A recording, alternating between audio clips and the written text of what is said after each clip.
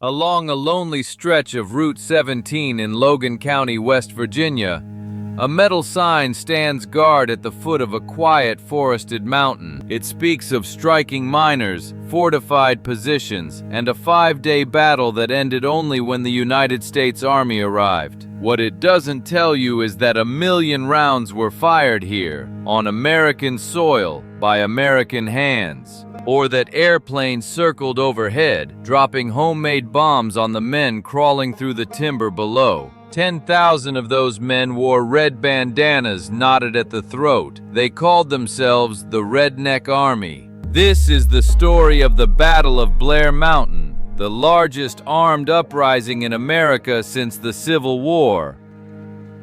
To understand how 10,000 Americans went to war inside their own country, you have to understand the coal fields of southern West Virginia. Here, the coal company owned everything. The house you lived in, the store you shopped at, even the church you prayed in. Miners weren't paid in dollars. They were paid in scrip, private money, worthless anywhere but the company's own store.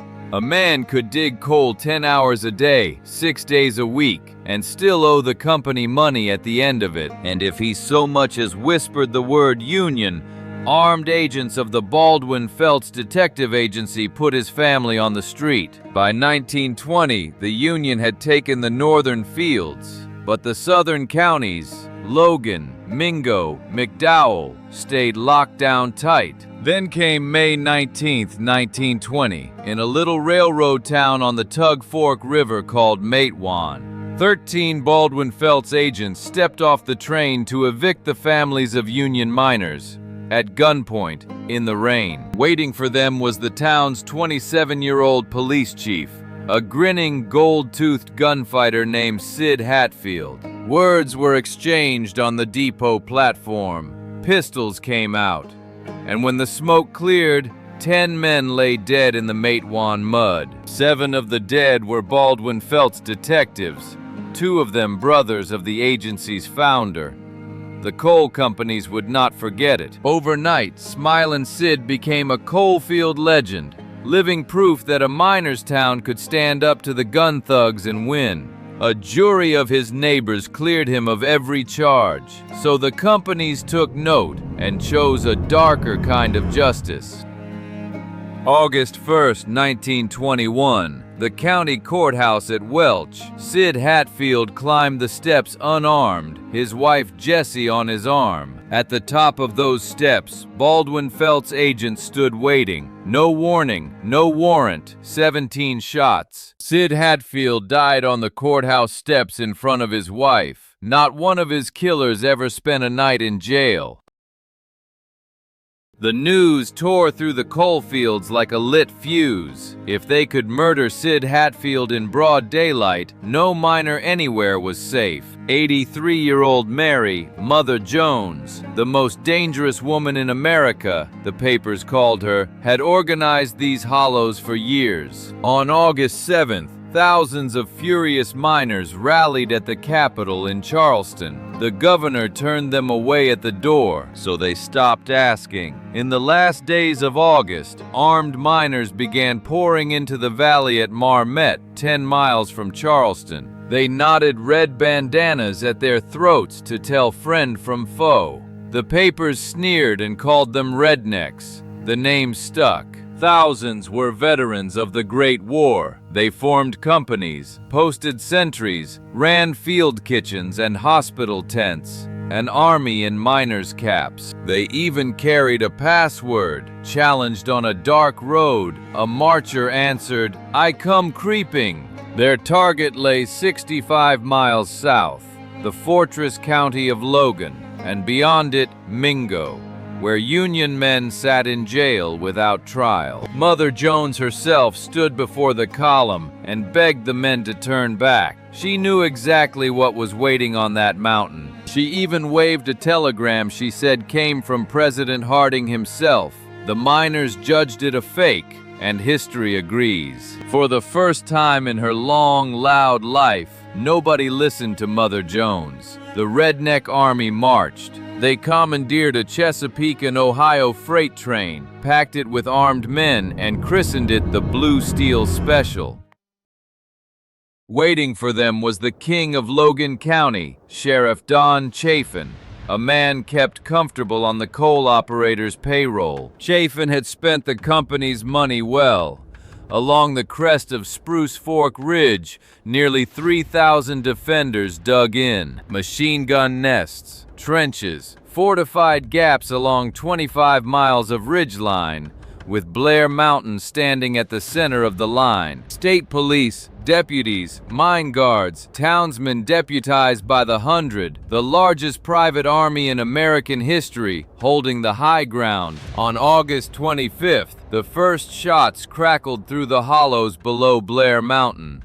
The miners probed the ridge, and the ridge answered. For one strange moment, cooler heads nearly won. Facing federal threats, the Union's leaders actually talked the army into heading home. Then word arrived that state troopers had raided the Union town of Sharples in the night, shooting men in front of their families. The retreat dissolved. The Redneck army about-faced, commandeered more trains, and this time, nobody was talking it down. Command fell to a 28-year-old Union firebrand named Bill Blizzard, who led from the front in a necktie and a snap-brim cap. By August 29th, 10,000 rednecks faced 3,000 defenders along a battle line longer than some fronts of the First World War. They came up through the timber at Crooked Creek Gap, at Blair Gap, at Beach Creek. Wave after wave, ridge after ridge, Chafin's machine guns swept the slopes. The miners answered with squirrel rifles, Army Springfields, and anything else that would shoot. Up into that fire climbed a Baptist preacher named John Wilburn, a squad of miners at his back and a rifle in his hand. In the fog on the ridgetop, his party stumbled into 3 of Chafin's deputies. Each side demanded the password. Each side lied. When the shooting stopped, Deputy John Gore lay dead beside 2 others, and a young black miner named Eli Kemp lay dying.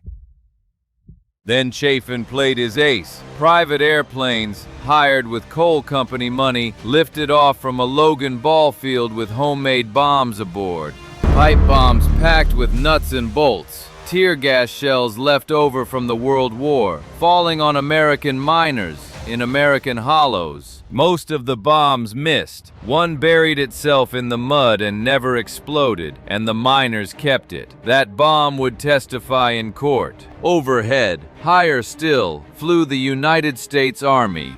General Billy Mitchell's bombers, sent from Washington to watch the war below. For days the mountain roared. By the end, an estimated 1 million rounds had been fired into these ridges. In Washington, President Harding had seen enough. He signed a proclamation with a deadline for every armed man, dispersed by noon September 1st. The men on the mountain didn't blink, so on September 2nd, 2,500 federal infantrymen rolled into the coal fields by train. And there the war ended, not with a last stand, but with something stranger. The miners would not raise a rifle against Uncle Sam. Too many of them had worn that same uniform themselves in the trenches of France. The army was never their enemy. They stacked some rifles in surrender and hid thousands more in hollow logs and laurel thickets in case the Union ever called again. The state of West Virginia charged nearly 1,000 men with murder, with conspiracy, and with treason against the state itself. The treason trials convened at Charlestown, in the very courtroom where John Brown had been condemned to hang 60 years before. But the miners came armed with evidence, the unexploded bomb, carried into court like a captured battle flag. If this was treason, what was that? A jury acquitted Bill Blizzard. Most of the rest walked free or served short sentences. The last man was paroled by 1925, but make no mistake, the miners lost. The Union was broken in southern West Virginia, its membership gutted from 50,000 down to 10. For 12 more years, Logan and Mingo stayed company country, and the mine guards kept their rifles. Then came the New Deal, and with it the legal right to organize. The men came out of the hollows carrying Union cards instead of Springfields. Every 8-hour day and every mine safety law that followed stands on ground that men bled for at Blair Mountain. The trenches are still up there today, under the leaf litter. Shell casings, gun pits, a battlefield the forest quietly swallowed. Preservationists fought for decades to shield the mountain from strip mining. In 2018, Blair Mountain finally returned to the National Register.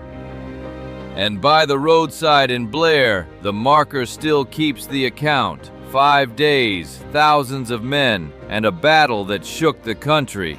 As for the men in the red bandanas, America never quite decided whether to call them outlaws or heroes. But the next time you hear the word redneck, remember where many say it was born. Knotted at the throats of miners who marched. Thank you for watching Historical Marker Stories. Please like and subscribe for more great content.